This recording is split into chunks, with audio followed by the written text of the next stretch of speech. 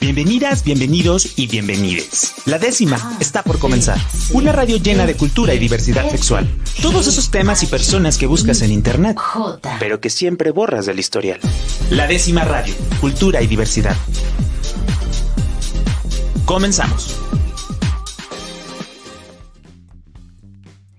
Pues muy buenas noches a todas las personas que nos acompañan el día de hoy, un miércoles más a través de Jalisco Radio, la radio cultural de Jalisco en el 96.3 de FM, que nos escuchan en Puerto Vallarta, en Ciudad Guzmán y bueno, en la zona metropolitana de Guadalajara, o a las personas que nos están escuchando o viendo a través de las redes sociales, en Facebook, en Instagram. Bueno, ahí no nos están viendo porque no hacemos streaming, pero nos pueden seguir en las redes sociales o te están escuchando en Spotify o Apple Podcast.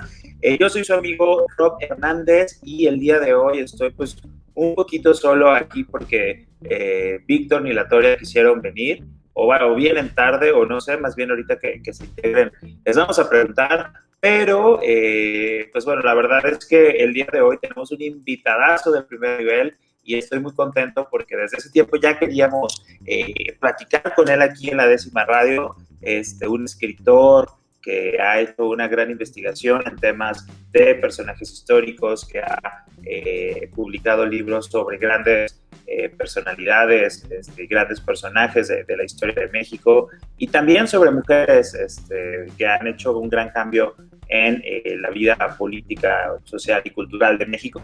Y pues me emociona mucho presentarles a Pedro J. Fernández, que el día de hoy nos está acompañando aquí en la décima. ¿Cómo estás, Pedro?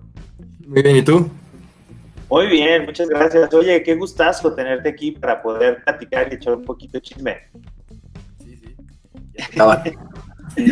Oye, pues bueno, recientemente se ha desarrollado como mucha polémica, sobre todo a partir de esta película de El baile de los 41 y el tema de la representación que hay de Ignacio de la Torre, pero platicando contigo, leyendo tus libros, digo, a las personas que a lo mejor no lo conocen, les platico que tiene libros como Yo Díaz, donde recrea la vida de este personaje polémico de México. También tiene una cuenta por ahí de Twitter que él es como quien personifica a don Porfirio Díaz en Twitter y que es muy divertido. Tiene otros sobre Zapata, sobre Iturbide, y ha escrito otros libros sobre mujeres mexicanas que han hecho historia. Entonces, primero que nada, ¿qué te llevó a interesarte por la historia de México, por rescatarla, por darle como una nueva perspectiva para nuevas generaciones? Creo que esa parte es muy interesante porque no es muy común que haya este tipo de personajes o de personas que escriban sobre estos personajes. Pues simplemente ver a mis papás leer sobre historia o que mis abuelos me platicaran historias de la revolución, o sea, saber que la historia era algo rico, algo interesante, y pues también estar leyendo, bueno, eventualmente novela histórica de otros países y decir por qué en otros países sí se atreven a hablar de sus personajes o de los momentos incómodos de la historia o de los momentos humanos, y México tiene estos personajes rodeados de un aura de misticismo, estos personajes como Benito Juárez o Madero o Miguel Hidalgo, así como de ahí en el altar, entronados, y no los toques y no hables de ellos y tienes que admirarlos. Y dije, no, hay que hablar de estos personajes en un sentido humano, hay que conocerlos, y yo creo que la única forma en la que de verdad vamos a ver si hay algo que admirar de ellos o algo que nos interese es el lado humano, es ese lado privado, lo que sucedió antes de su vida pública, lo que sucedió también después de su vida pública o durante su vida pública. Por ejemplo, el caso de Zapata, que está en la lucha, ¿qué pasa tras bambalinas? ¿Qué pasa cuando termina la batalla y tiene que regresar a su casa? ¿Qué pasa cuando está con su esposo, con sus hermanas? Todo eso creo que le va sumando mucho, y yo creo que es interesante porque al final cuando te adentras a estos personajes, pues finalmente conoces la historia de México y conoces exactamente cómo es que llegamos a este momento del México actual. Sí, fíjate que es muy interesante porque, digo, ahorita la gente que nos va a estar escuchando, y a lo mejor yo tenía esa concepción también, como hablarte de la historia de México, pues te remonta a estas clases que a mí me tocaron, en mi experiencia fueron muy aburridas, bueno, y en este año pasó esto y bla, bla, bla, bla, bla. Y que a mí de manera personal, cuando estaba estudiando en la universidad, había una materia que era Historia de México, y era un profesor muy bueno, que me platicaba todo de manera de chisme, ¿no? Entonces o de esta plática de, no, y entonces llegaron los liberales y se pelearon con los conservadores y dijeron, no. O sea, entonces, para mí adquirió como de, wow, ¿sabes? Es como hay mucho más atrás que no es solamente enterarte de hechos históricos por enterarte. Y también al momento de leer tus libros, algo que me gustó es como esta desmitificación de los personajes, porque como bien dices, siempre es de los niños héroes, el benemérito de las Américas, el dictador de México, ¿sabes? Como catalogándolos, que de ahí creo que yo personalmente creo que la historia ha sido muy injusta con Porfirio Díaz y que lo hemos platicado en algunos momentos. Y creo que la parte como los representas tú es muy importante, ¿no? Es muy importante porque los presentas como seres humanos que viven, que aman, que tienen sexo, que se emocionan, que se desbordan en pasión. Entonces, creo que eso es muy importante que lo conozcan las personas, ¿no? Y no sé, también me llama mucho la atención que a pesar de que la literatura que tú haces no es literatura enfocada a temas de diversidad sexual, sí hay ciertos temas que, pues digo, hay muchos mitos que se tienen, sobre todo en el tema de la vida de Porfirio Díaz, de Zapata. ¿Cómo lo abordas? O sea, ¿cómo decides meterlo, no meterlo? ¿Qué es lo que quieres presentar? ¿Cuál es como tu propuesta al momento de hablar de darle un espacio importante en la novela de Joe Díaz a este tema del baile de los 41? Pues bien, como dices, pues justamente me gusta hablar de la sexualidad de los personajes de los que estoy escribiendo. Muchas veces pasa con los lectores que me dicen, es que yo no quiero ver a este personaje, o sea, yo no quiero ver una escena de sexo con Porfirio Díaz, y así de, ¿por qué no? El hombre tuvo amantes, tuvo 6 hijos, bueno, se le murieron 4, pero, o sea, por ejemplo, me preguntaban con Iturbide, así como de, oye, Iturbide sí, y yo pues se la pasaba teniendo hijos toda la guerra de independencia, al menos que le cumplía a su esposa, tenía el tiempo de ir a cumplirle. Entonces yo creo que es muy, muy importante la parte de la sexualidad, y en el caso específico de la sexualidad en el porfiriato, pues siendo una sociedad tan conservadora, yo creo que es mucho por la influencia de Carmen Romero Rubio y de cómo se fue manejando pues a lo largo de esta época. Pues claramente este baile de los 41 pues es un escándalo de proporciones mayúsculas, porque el hecho de que estemos hablando ya de que había algunos hombres vestidos de mujer, o sea, el escándalo, primero un escándalo sexual, un escándalo que podría atentar contra las buenas costumbres de aquella época. Luego está el asunto de que sabemos que la mayoría de estos implicados pues eran miembros de la clase alta. Entonces el hecho de que supuestamente esta clase que siempre se ha manejado como la parte más conservadora de la sociedad, como la que debería poner el ejemplo, está haciendo ese tipo de cosas, pues es otra vez la segunda parte del escándalo. Y luego para la tercera parte del escándalo es que desde el principio está este rumor, aún sin confirmar, de que Ignacio de la Torre, que es el yerno del presidente, está implicado en este asunto. Entonces se puede entender justamente la explosión que hay alrededor del baile de los 41, y yo lo quise abordar justamente desde un sentido humano. O sea, si hay un escándalo, tengo que hablar del escándalo, pero no puedo caricaturizarlo. Se ha hecho durante mucho tiempo, incluso lo he dicho varias veces, es cuando ves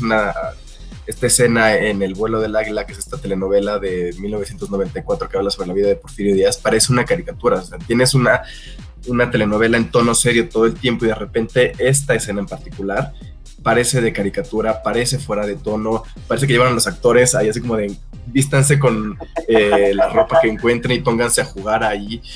Entonces sí se ve muy, muy extraño. Yo quería justamente pues hablar de esto de una forma humana, hablar de las implicaciones que hubo. Yo sí pongo a Ignacio de la Torre ahí, justamente para tener una excusa para poder hablar del tema, pero siempre he dicho que se reconoce que no sabemos si Ignacio de la Torre estaba ahí, ni siquiera sabemos si Ignacio de la Torre era homosexual o no, simplemente son los rumores de la época, no hay ninguna confirmación de ningún lado, no hay ningún testigo, no hay ningún papel.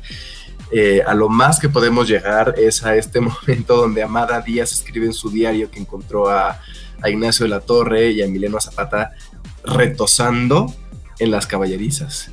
Pero una vez más, retosando, puede ser que los dos les interesara la charrería, estaban practicando la charrería, que estaban jugando. Claro, al final, pues ese retosando puede significar tantas cosas que puede ser o no puede ser.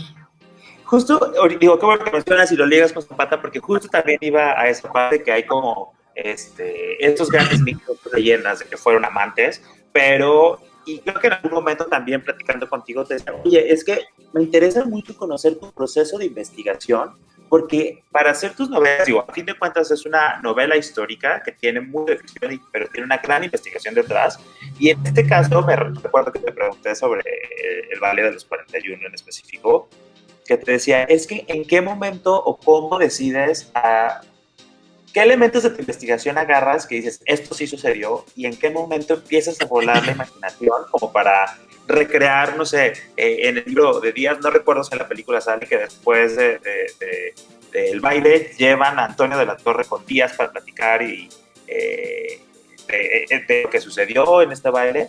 Entonces, ¿cómo haces esa inferencia o cómo decides decir, me voy a animar a recrear este momento que no tiene un sustento tal cual, pero que vamos a echar a volar la imaginación, ¿no? Bueno, digo, en ese caso, pues están los reportes de periódico de cómo se dan cuenta de la fiesta. Al final pues, no sabemos qué estaba pasando en la fiesta. Una vez más, se ha especulado que era algo sexual o a lo mejor nada más era una cena. Sabemos que estaban bailando, lo único que sabemos que estaban bailando, que la mitad estaban vestidos de mujer. No sabemos nada más, entonces sería especular si había algo sexual o no. Pero pues al final es tomar estos artículos de periódico, tratar de recrear o dramatizar alrededor de lo que se escribió en la época. Y te digo, como para hacer esta conexión con Porfirio Díaz, que está contando la historia en primera persona, pues agarré el rumor de la época de que Ignacio de la Torre estaba ahí, y de acuerdo a los rumores de la época, pues Ignacio de la Torre era uno de los hombres que estaba vestido de mujer. En cuanto le dicen a Porfirio, le dicen, pues tráigame a Ignacio de la Torre, le prestan ropa que aparentemente le queda grande todo, medio intenta que viaje. Entonces por eso sale Poncho Herrera con un vestido horrible en la película, porque le quedaba grande, o sea, eso sí está como... Digo, lo visten de hombre para llevarlo con Porfirio. Ah, de hombre, perdón. Sí, lo visten de hombre para llevarlo con Porfirio, está todavía a medio maquillar, se sienta ahí, obviamente Porfirio le lee la cartilla y lo único que dice Ignacio de la Torre es que es una fiesta de disfraces, que se mal confundió, y obviamente Porfirio pues no cree nada de eso. Entonces, pues esos son los rumores de la época. También los rumores, tampoco tenemos claro quién es el que le dice a Porfirio que hubo una fiesta con 41 personas, que bueno, al final tampoco sabemos si eran 41 personas, porque en cuanto llega la policía, pues empiezan a correr por todos lados. Las crónicas dicen que había gente corriendo por el techo, o que se salieron por la casa de atrás o por la ventana. Entonces, o sea, solamente sabemos que arrestaron a 41 personas. Está este rumor de que estaba el 42, entonces cuando llegan con Porfirio Díaz y le enseñan justamente la lista, habían puesto Ignacio de la Torre hasta el final, y ya sea que haya sido alguien un alto mando del ejército, el gobernador del Distrito Federal o alguien de la comandancia de policía, le dicen, pues estos son las 42 personas que arrestamos, y Porfirio agarra la pluma, tacha el último y dice, no, son 41. Y es por eso que también a partir de ese día a Ignacio se le llama el 42. Ya. Oye, pero qué interesante, o sea, tener como muy claro que sí, podemos imaginar, desarrollar la historia pero que a fin de cuentas son situaciones que están basadas en rumores porque no tenemos la certeza de lo que haya sucedido, como en muchas otras cosas, ¿no? Por ejemplo, aquí también yéndonos un poco a Zapata, que también hubo un escándalo a finales del año pasado por este Zapata gay que hizo Fabián Chaires, y que también están estos rumores de que tuvo su romance con Ignacio de la Torre y que muchos dicen que era gay, que era bisexual o no sé. Me gustaría que también nos platicaras, porque tienes un libro específico de Zapata, pero ¿qué les parece si vamos a un corte comercial aquí no es un corte comercial, vamos a un corte de música porque aquí no tenemos comerciales y regresamos aquí a La Décima Radio. Estamos con Pedro J. Fernández, pues estamos hablando de personajes de la diversidad sexual en México postrevolucionario. Pues bueno, que estamos muy congratulados de que nos acompañe esta noche aquí Pedro. Entonces vamos, regresamos y de mientras aquí joteamos. La Décima Radio. Cultura y diversidad sexual para todas, todos y todes. Continuamos. La Décima Radio. Cultura y diversidad sexual para todas, todos y todes. Continuamos.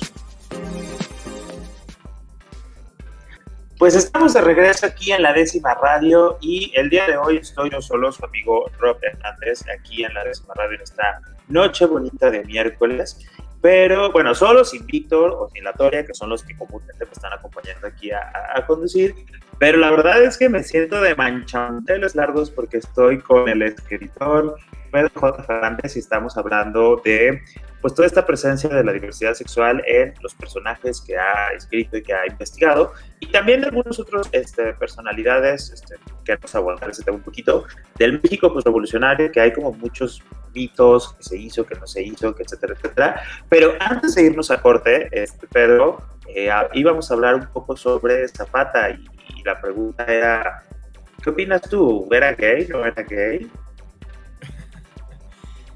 Pues justamente anduve dando entrevistas por lo de la pintura hace un año y les dije que a mí me parecía increíble la pintura, no porque representara al verdadero Zapata, sino porque después de su muerte agarramos a Zapata como símbolo de machismo, y el hecho de deconstruir este símbolo, no necesariamente al Zapata histórico, pues estaba increíble. O sea, no solamente la pintura, sino toda la exposición estaba realmente muy, muy increíble.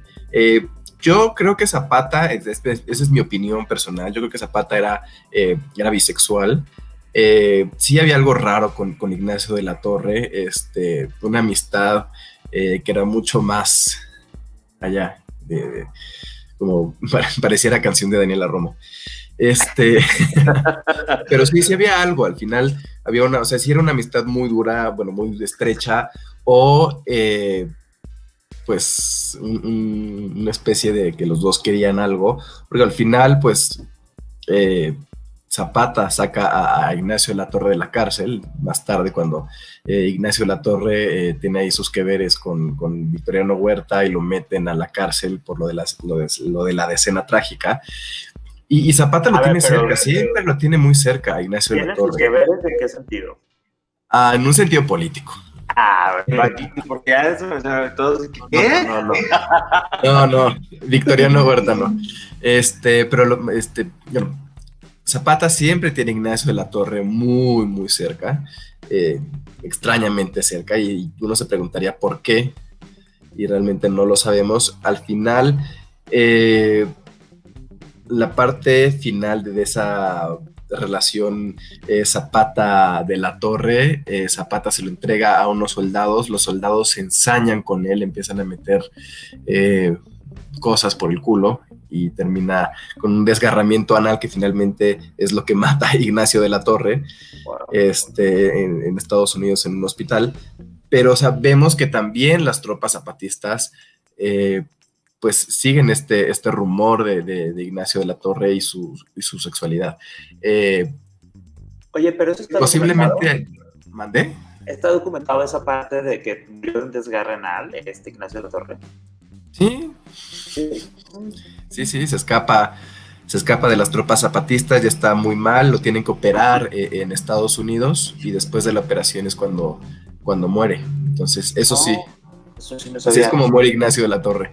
Wow. Oye, es que creo yo que en la película también no le hacen mucha justicia como al personaje, o sea, o a la persona, más que al personaje, a la persona, porque creo que yo que era importante mencionar que después de que pasa lo de los 41, o sea, pues él sigue casado con Amada y luego él es quien ayuda también a Porfirio Díaz en su destierro o algo así, ¿no? O sea, tiene esta relación o lo sigue frecuentando cuando lo destierran, y después él sigue en su vida política.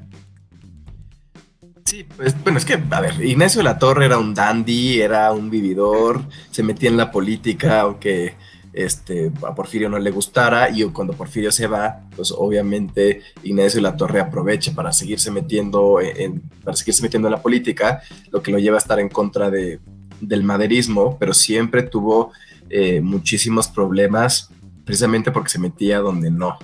Y la verdad es que no era buen político, entonces, pues eso también va sumando a su imagen ya bastante pisoteada.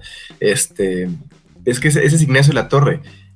Digo, no he visto la película del baile de los 41. En el vuelo del águila creo que es una buena representación porque, o sea, se le veía con mujeres, de repente en alguna cantina, o se iba de repente a Estados Unidos a hacer algún negocio y entonces se la pasaba en fiestas en San Francisco. O sea, sí era un hombre que pues derrochó su fortuna en frivolidades, tanto así que cuando muere, pues Amada tiene que vender todas sus propiedades para poder pagar esas deudas. Wow. Sí, es que, bueno, justo esa parte cuando yo ya vi la película literal termina después del baile, o sea, como, y entonces al final fue como de ellos dos, viendo por la ventana y como tristes, entonces pues la idea que a mí me deja es como de, pues ya esto valió, ¿no? Pero, digo, habiendo leído el libro antes, era como de, oye, pero sé que hay un después y que no fue, o sea, el final no fue, o sea, sí fue trágico en el momento, pero después hubo un después y siguieron viviendo juntos, y si, por lo que tú quieras, por interés o por lo que sea, pero hubo un después y después esta parte, entonces, creo que esa parte también es importante mencionarla, como para entender el contexto, ¿no? Que a lo mejor, que este es un tema que a mí me llama la atención en general de los personajes que se dice que eran gays, homosexuales de México pues, revolucionario, es que sí existía y sí había como un conocimiento de estas prácticas y que sí eran castigadas, pero muchas veces hubo personajes, no sé, estilo Salvador Novo, Jaime Torres Bodet, que llegaron a puestos importantes y que eran abiertamente gays, pero eso no impedía su desempeño político, ¿no? Entonces, por ahí es un tema que a mí me llama mucho la atención, como de estos grandes personajes que han tenido una vida pública homosexual, pero que eso no les ha impedido llegar a ser o ocupar cargos públicos, o que no llegaron ahí por ser gays, más bien, o que no les impidieron llegar ahí por ser gays.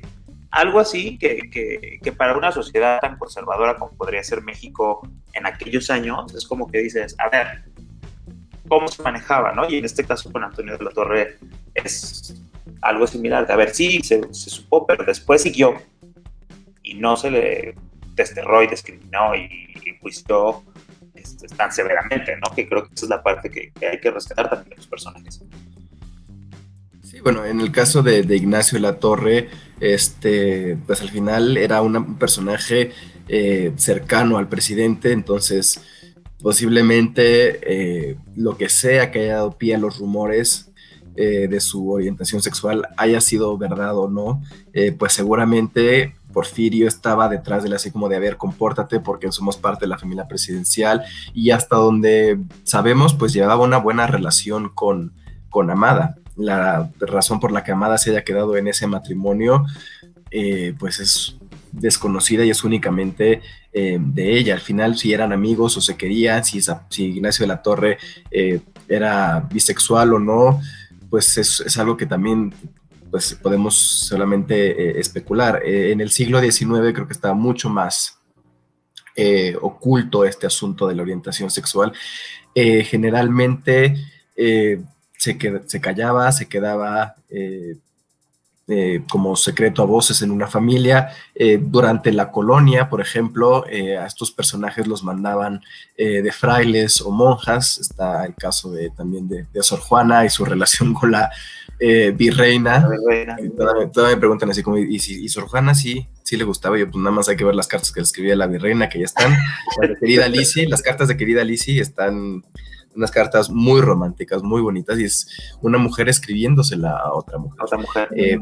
Las personas que eran sorprendidas en el acto nefario, porque así le llamaban, pues pasaban por la Santa Inquisición, y muchas de ellas pues morían. Entonces pues uno se puede imaginar por qué era importante ocultarlo. Ahora, en el siglo XX, sobre todo durante la Revolución y después de la Revolución, pues estábamos un poco más abiertos a tolerar este asunto o hacernos de la vista gorda cuando sabíamos que alguien era bisexual o era homosexual, y simplemente pues veíamos su desempeño laboral o su desempeño artístico.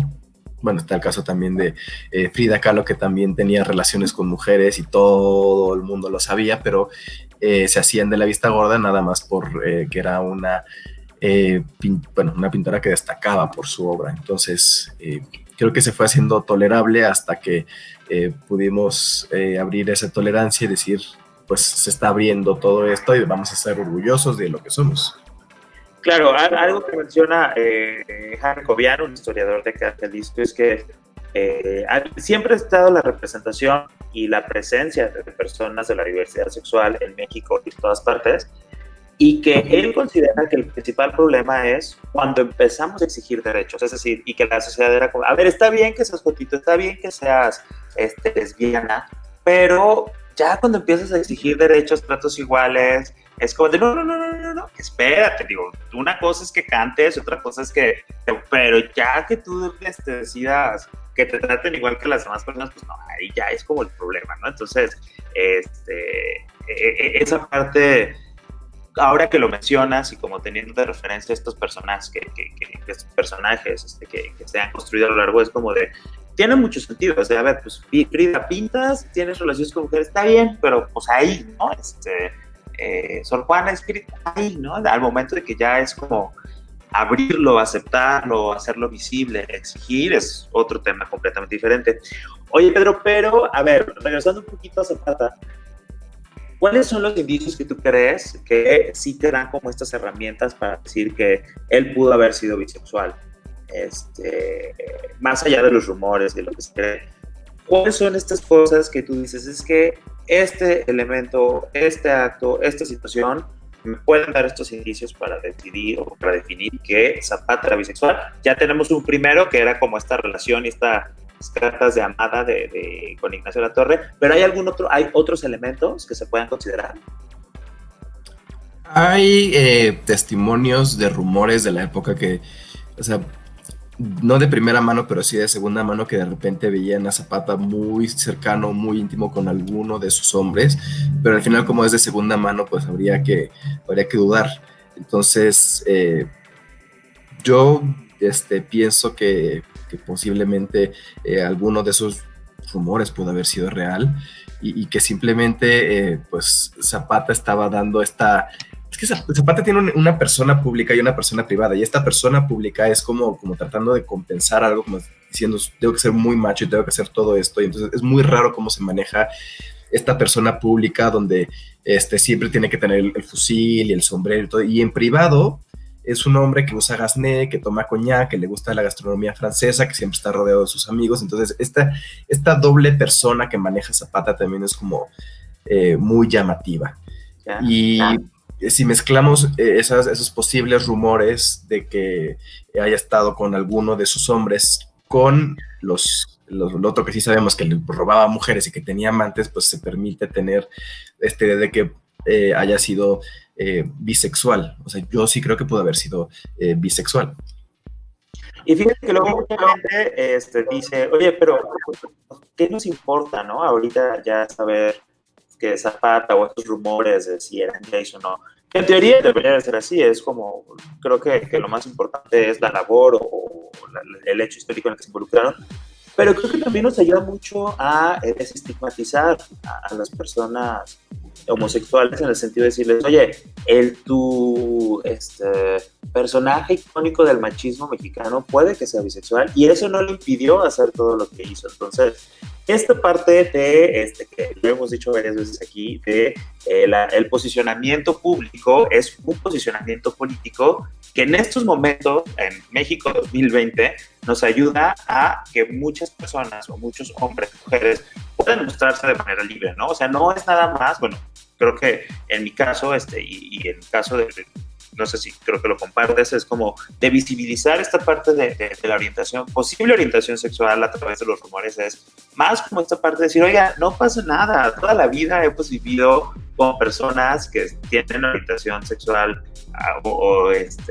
homosexual o bisexual y han hecho grandes cosas desde años atrás. Entonces, este tipo de pláticas yo creo que se abonan mucho a la no discriminación para las situaciones actuales. ¿Cómo lo ves en ese sentido?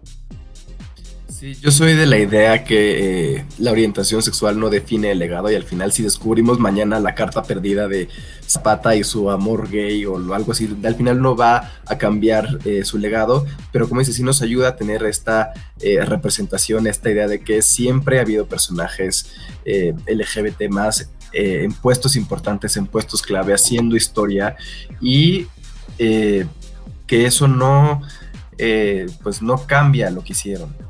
Más bien, pues nos ayuda a entender a estos personajes un poco más en una cuestión biográfica, ¿no? A lo mejor, si descubrimos o confirmamos la bisexualidad de Zapata, podemos abrir nuevas interpretaciones biográficas, o podemos entender mucho más algún pasaje de su vida, y eso no va a quitar en nada el Plan de Ayala, ni la Tierra y Libertad, ni absolutamente en nada, pero pues es parte de la complejidad. Todos tenemos una complejidad biográfica, y todos tenemos una orientación sexual, todos nos hemos sentido atraídos a alguien más.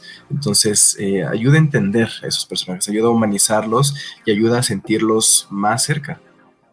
Sí, sobre todo en México, que tenemos, o bueno, teníamos, que también esa parte de la conformación de los héroes históricos, o de las leyendas de la historia de México, que nos ayuda reforzó mucho estos estereotipos machistas, misóginos, homofóbicos, a través de muchísimos personajes, películas, etcétera.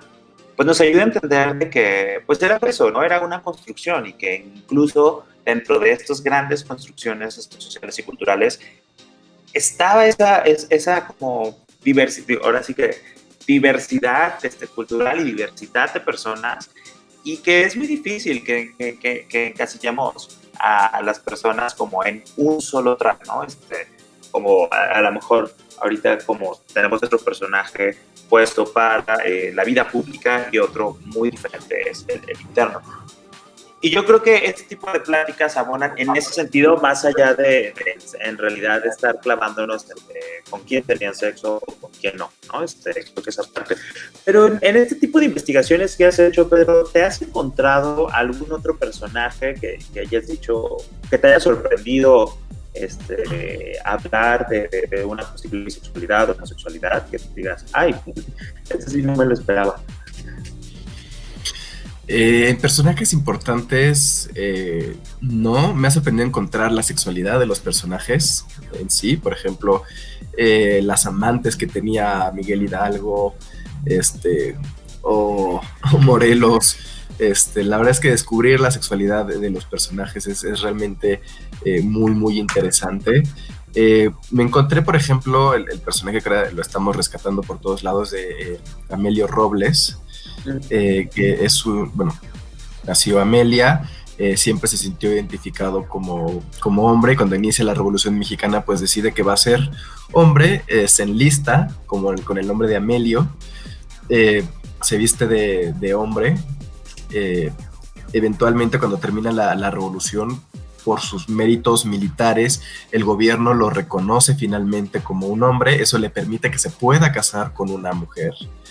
Entonces podemos decir que de alguna forma es el primer matrimonio de alguna forma diverso que hubo en México. Y también se convierte en el primer pues transgénero legal que en México. Y su historia militar es muy interesante, es muy importante y no está en los libros de historia precisamente porque pertenece a la comunidad. O sea, al final la historia de México se enseña, y siempre lo he dicho, de una forma homofóbica, de una forma machista, de una forma racista, clasista, centralista, y yo creo que es momento justamente de abrir esa narrativa y empezar a ver a estos personajes como Amelio Robles, que deberían estar en los libros de historia, que finalmente su definición, la definición de su género o de su orientación sexual no debería pues ser demeritar su aportación, ponerlo en un libro de historia. Exacto. O sea, él vale por lo que hizo, no por cómo se siente. ¿Y has encontrado algún otro personaje que haya tenido este tipo de aportaciones y que la historia crees que haya sido como injusta en ese sentido, como el caso de Amelio Robles? Digo, ahorita que me venga a la mente, no, pero había varias mujeres que se vestían de hombres para luchar, ya sea porque se identificaban como hombres o porque era la única forma en la que podían hacerlo, pero sí, la Revolución Mexicana fue muy particular en ese sentido. Ya.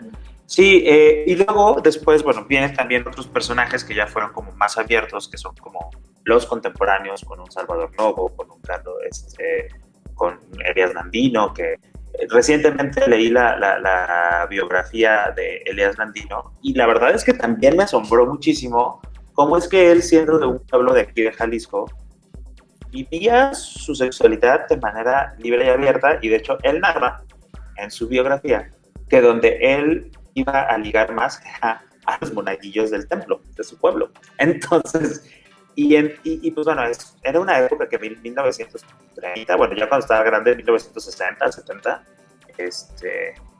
que era justo apenas cuando estaba como este boom o el despertar sexual de los hippies y toda esta parte.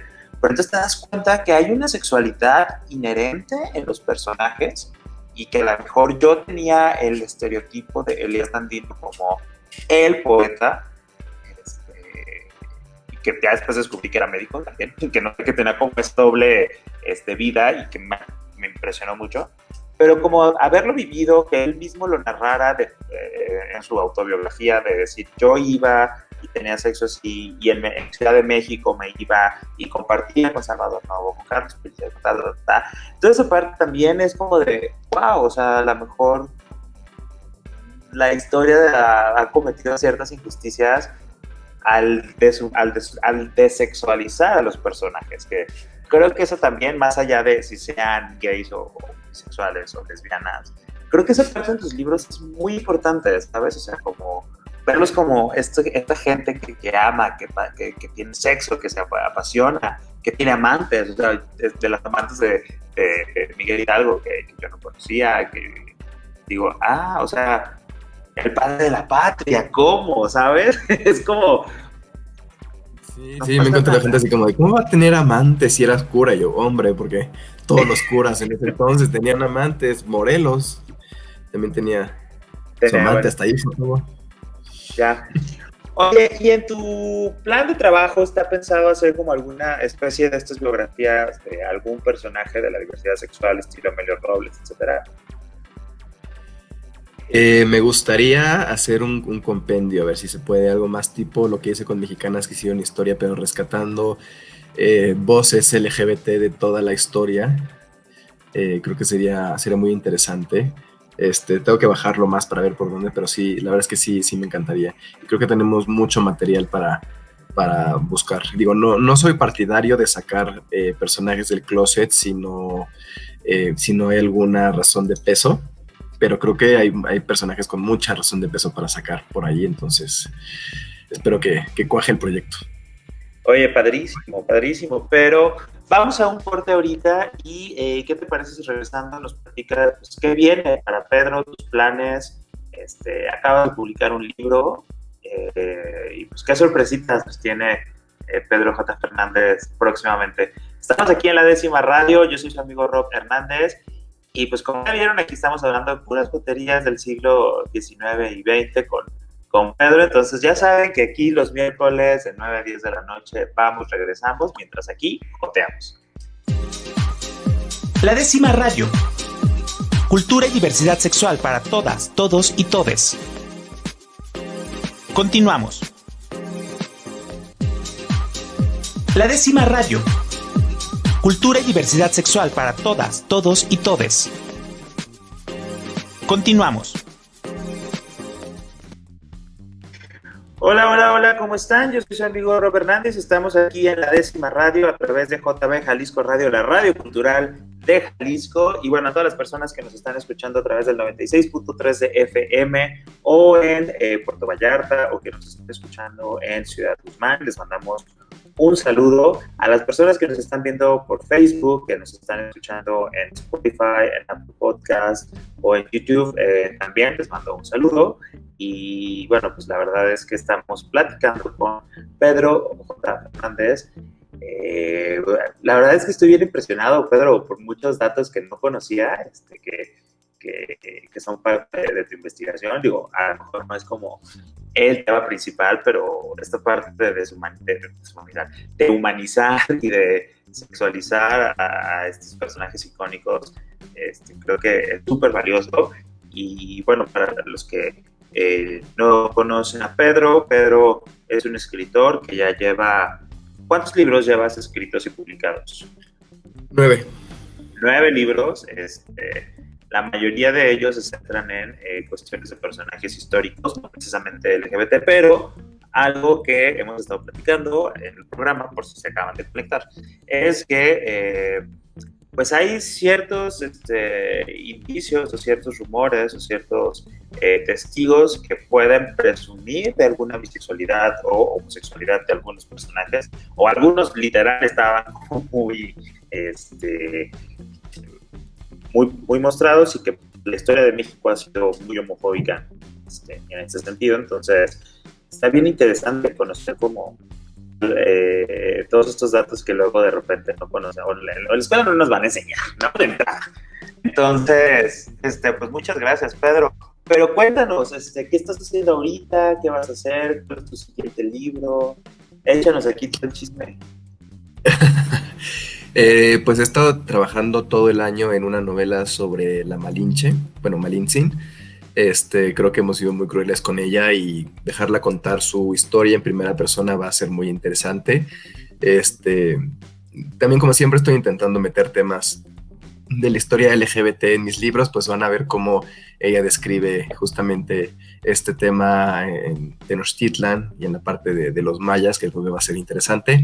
Esta novela saldría en julio del próximo año, y también estoy empezando a trabajar en Había una vez Mexicanas, que hicieron historia parte 3, que ya va a ser el tomo final para que sea una bonita trilogía, justamente porque acaba de ganar la parte 2 el premio de la Cámara Nacional de la Industria Editorial Mexicana como mejor libro infantil del año.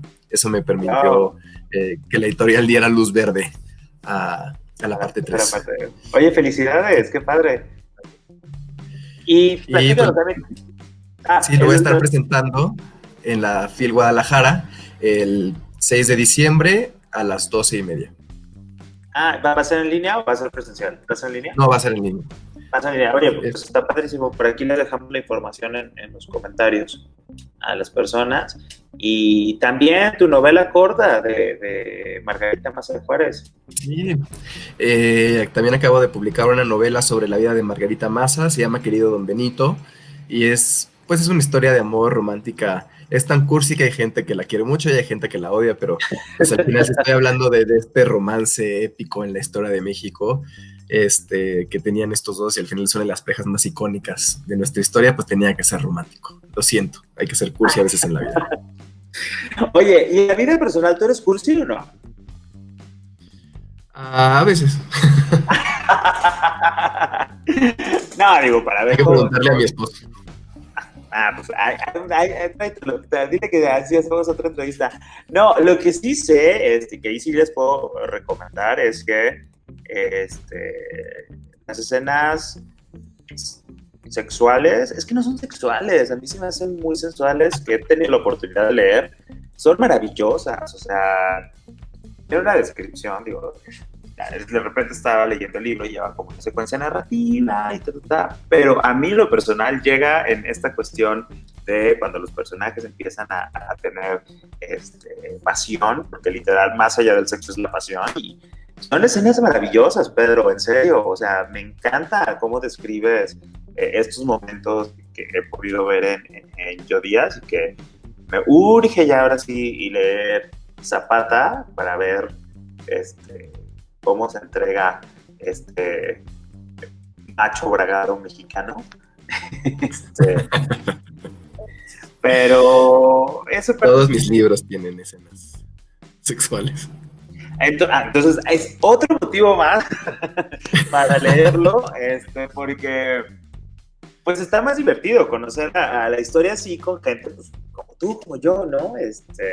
Digo, ahí sí no te voy a preguntar si así de cachondo eres en tu vida, porque no nos interesa. Tendrías que preguntarle a mi esposo. No, a ver, déjale marco ya. No, pero la verdad es muy lindo, y la manera en que les pudiera yo recomendar que se interesen en este tema de la historia de México es muy, muy, muy, muy padre, me gusta mucho, y sobre todo que has tenido como gran apoyo, ¿no? Por parte del público. Sí, la verdad es que les ha gustado bastante estos libros, esta parte de humanización, esta parte de descubrir pues toda la complejidad de estos personajes que, por ejemplo, Porfirio puede ser padre, puede ser amante, puede ser abuelo, puede ser hijo, o sea, todo lo que son estos personajes, y de verdad los ayuda a que podamos entender su contexto y podamos sentirlo cerca. Hubo un tuit que le molestó mucho a los historiadores cuadrados, ya sabes, de esos de quincena que cobran de gobierno, porque puse cuántos héroes y villanos dejarían de serlo si realmente entendiéramos su contexto histórico. Claro. Y, pues sí. Es que yo, en mi caso personal, me acerqué a leerte por Yo Díaz, porque yo siempre he creído que es un personaje polémico, sí, que ha sido catalogado como el gran villano y dictador de México. Entonces yo dije, a ver, vamos a conocer más detalles, ¿no? Y entonces te das cuenta que es como todo, que tiene aciertos, que tiene errores, y que a lo mejor, así como trajo muchos beneficios al país, también pudo haber traído muchos cuestiones negativas a leerlo. Y bueno, pues, ¿en dónde te pueden encontrar? ¿En las redes dónde te pueden seguir? Pues mi cuenta de Twitter e Instagram es @PedroJ86. En Facebook estoy como Pedro J. Fernández, escritor. Y si quieren seguir a mi alter ego amargado, es @Don Porfirio Díaz en Twitter, @Don Porfirio en Instagram y Don Porfirio Díaz en Facebook. Que bueno, esa parte no la ahondamos mucho, pero lo interesante también como o sea, para que se den una idea del tipo de libro que van a leer es un historiador que maneja las redes sociales y que tiene gran presencia a través de la cuenta de alter ego de Don Porfirio Díaz. Entonces, no es como estos historiadores cuadrados, no nos vamos a aburrir. Y esa parte creo que también es muy valiosa para la gente que de repente dice, historia de México, ¿sabes? Creo que esa parte es muy importante también. Entonces, si ustedes tienen oportunidad, ya sea que lo sigan en todas las redes sociales, en sus redes personales, o también a través de Porfirio Díaz, se puedan divertir mucho, porque la verdad es que está muy ingenioso la manera en que habla Porfirio Díaz de Twitter de una realidad del siglo de los 1900 con situaciones actuales, ¿no? Entonces, les voy a contar el chisme que no les está contando su maestra de historia. Eso, ya pueden llegar con la... Oye, hay un libro, ya estamos por cerrar, hay un libro que también comencé a leer, que es de Luis González de Alba, que es La historia que no me contaron mis maestros, algo así, y que también va mucho en esa parte como de poner en perspectiva, por ejemplo, la conquista de México, de manera muy sencilla, dice, ¿cómo que nos conquistaron los españoles? Era un barco con 30 personas y aquí había sociedades de miles de personas. Entonces, ¿cómo es posible que 40 personas pudieron contra, ¿sabes? 400 contra 100,000. Ajá, digo, no traigo los números ahí, pero lo que sí decís es, claro, o sea, si nos ponemos a analizar y a contextualizar las situaciones, te das cuenta de que pues nos han vendido una historia, sí, muy bonita, muy institucional, pero luego dices, algo no me cuadra, ¿no? Entonces, a todas las personas que nos están escuchando aquí en la 10ª Radio, a través de Jalisco Radio, lean a Pedro, sigan a Pedro, vean a Pedro, porque es un escritor 360 que tiene charlas de TED, también tienes un videoblog en YouTube, ¿no? Y en YouTube, donde hablo sobre escribir, sobre el proceso de escritura creativa y ficción histórica y algunas reseñas de libros. Entonces, ahí pueden acercarse con él, pueden platicar con él. Entonces, la verdad es que estoy muy contento de que hayas estado esta noche aquí en la 10ª Radio, Pedro. Llevamos muchísima información que no conocíamos y pues nada, muchísimas gracias y esperamos verte pronto nuevamente por aquí. Espero que sí, muchísimas gracias. Bueno, nos vemos el siguiente miércoles. Yo soy Rob Hernández y esto ha sido La 10ª Radio. Bienvenidas, bienvenidos y bienvenides. La 10ª está por comenzar. Una radio llena de cultura y diversidad sexual. Todos esos temas y personas que buscas en internet, pero que siempre borras del historial. La 10ª Radio, cultura y diversidad.